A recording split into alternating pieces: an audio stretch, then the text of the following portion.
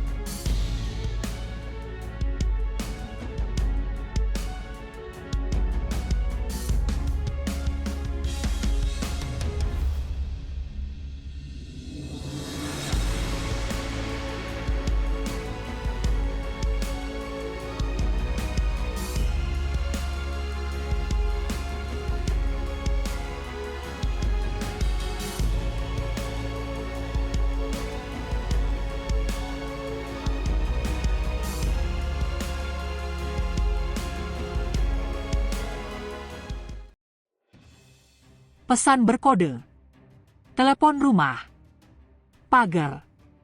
Menyusul terbunuhnya para komandan senior dalam serangan udara Israel yang ditargetkan, kelompok pejuang Lebanon yang didukung Iran, Hizbullah, telah menggunakan beberapa strategi berteknologi rendah untuk mencoba menghindari teknologi pengawasan canggih musuhnya.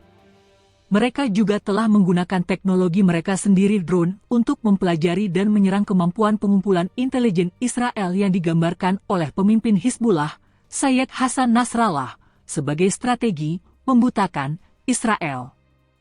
Kedua belah pihak telah saling baku tembak sejak sekutu Hizbullah Palestina di jalur Gaza, Hamas, berperang dengan Israel pada bulan Oktober. Meskipun pertempuran di perbatasan selatan Lebanon relatif terkendali, peningkatan serangan dalam beberapa pekan terakhir telah meningkatkan kekhawatiran bahwa hal itu dapat berubah menjadi perang skala penuh. Teknologi pengawasan elektronik memainkan peran penting dalam serangan ini.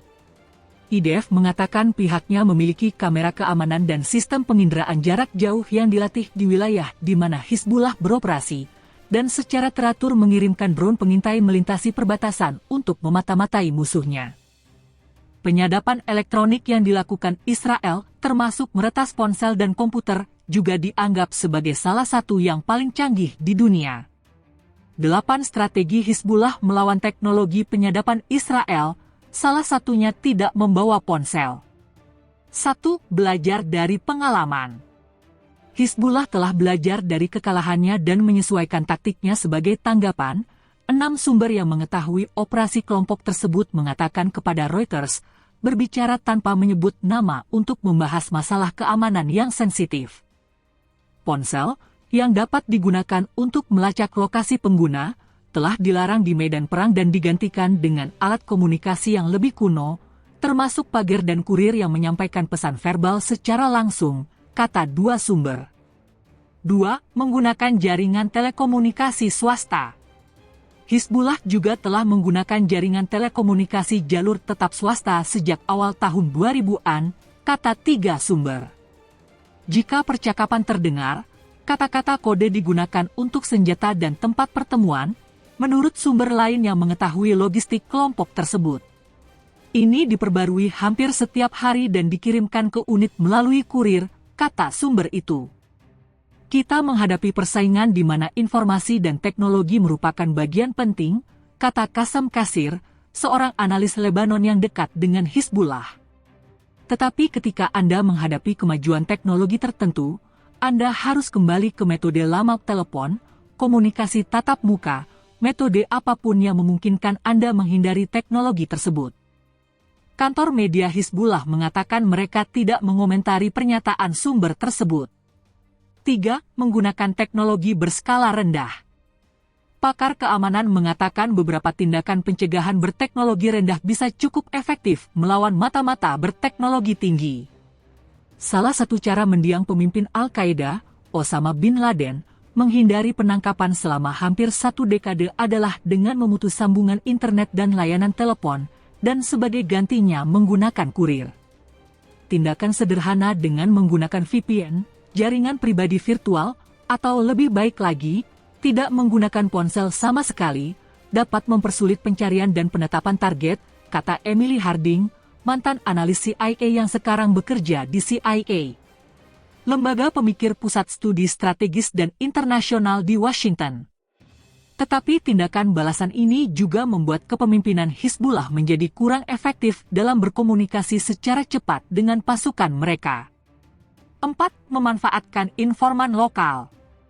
Para pejabat Hizbullah dan keamanan Lebanon yakin Israel juga telah memanfaatkan informan lokal untuk membidik sasaran.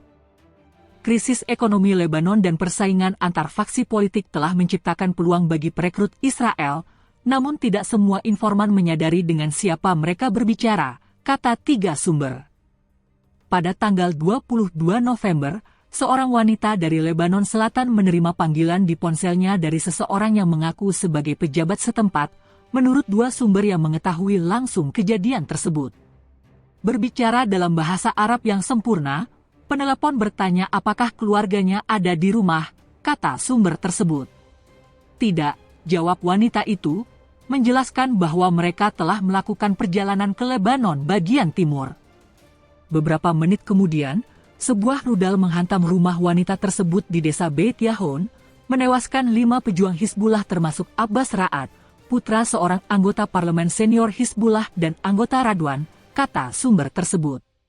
Hizbullah yakin Israel telah melacak para pejuang tersebut hingga ke lokasi tersebut dan melakukan panggilan untuk memastikan apakah ada warga sipil di sana sebelum melancarkan serangan, kata mereka kepada Reuters tanpa mengungkapkan rincian lebih lanjut. Militer Israel mengatakan pada saat itu bahwa mereka menyerang sejumlah sasaran Hizbullah pada hari itu, termasuk sel pejuang. 5. Menolak telepon tidak jelas. Dalam beberapa minggu, Hizbullah secara terbuka memperingatkan para pendukungnya melalui stasiun radio afiliasi Al-Nour agar tidak mempercayai penelepon dingin yang mengaku sebagai pejabat lokal atau pekerja bantuan, dengan mengatakan bahwa Israel meniru mereka untuk mengidentifikasi rumah-rumah yang digunakan oleh Hizbullah. Ini adalah yang pertama dari serangkaian serangan yang menargetkan agen-agen penting Hizbullah di Lebanon. Korban lainnya yang tewas termasuk Wissam Al-Tawil, Taleb Abdallah dan Muhammad Nasser, komandan yang memainkan peran utama mengarahkan operasi Hizbullah di selatan.